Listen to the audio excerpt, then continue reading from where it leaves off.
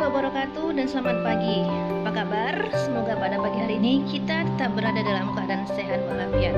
Tetap semangat dan optimis meskipun masih belajar secara daring karena adanya pandemi COVID-19.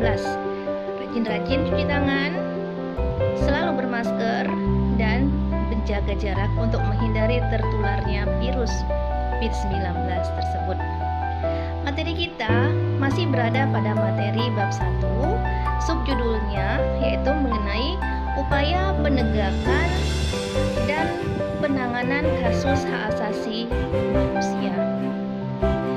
Di Indonesia, pemerintah Indonesia sudah banyak mengeluarkan peraturan perundang-undangan yang mengatur tentang hak asasi manusia. Tapi masih sering kita dengar terjadinya pelanggaran terhadap hak asasi manusia Indonesia. Pelanggaran tersebut merupakan kelalaian atas pelaksanaan kewajiban asasi manusia. Padahal jelas bahwa setiap hak asasi manusia itu harus disertai dengan kewajiban asasi, yaitu kewajiban untuk menghormati hak asasi orang lain. Berdasarkan sifatnya, pelanggaran hak asasi manusia itu terbagi atas dua. Yang pertama, pelanggaran hak asasi manusia yang bersifat ringan.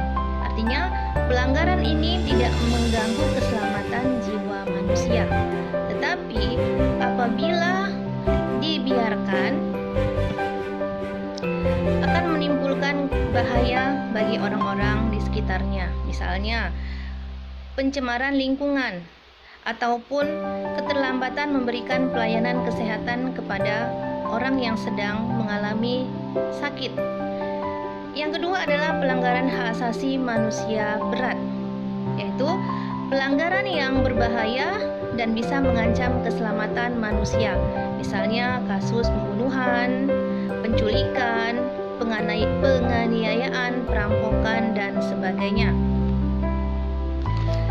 Penanganan kasus terhadap hak asasi manusia Indonesia yang secara berat itu diatur dalam Undang-Undang RI Nomor 26 Tahun 2000 tentang Pengadilan Hak Asasi Manusia.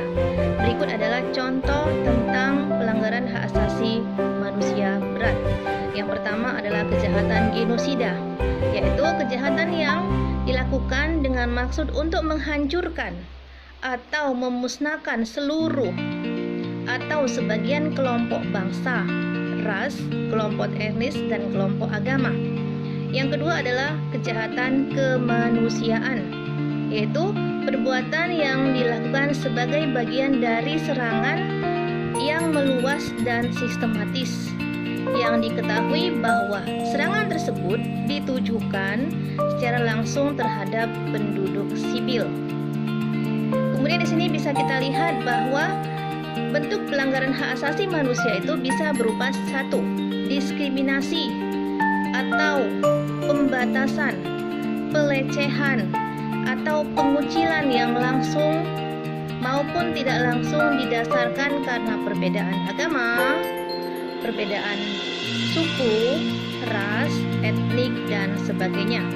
Yang kedua adalah penyiksaan, yaitu perbuatan yang dilakukan dengan sengaja sehingga menimbulkan rasa sakit atau penderitaan baik jasmani maupun rohani pada seseorang.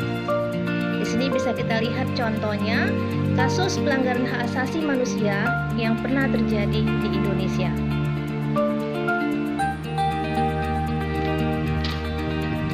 Nah, kita lihat kalau sudah ada terjadi pelanggaran terhadap hak asasi manusia, maka kita harus mempunyai badan lembaga yang tugasnya adalah mengadili terhadap pelanggaran hak asasi manusia. Maka pemerintah Indonesia juga membentuk beberapa instrumen untuk menghindari terjadinya pelanggaran hak asasi manusia, yaitu bisa kita lihat bersama-sama.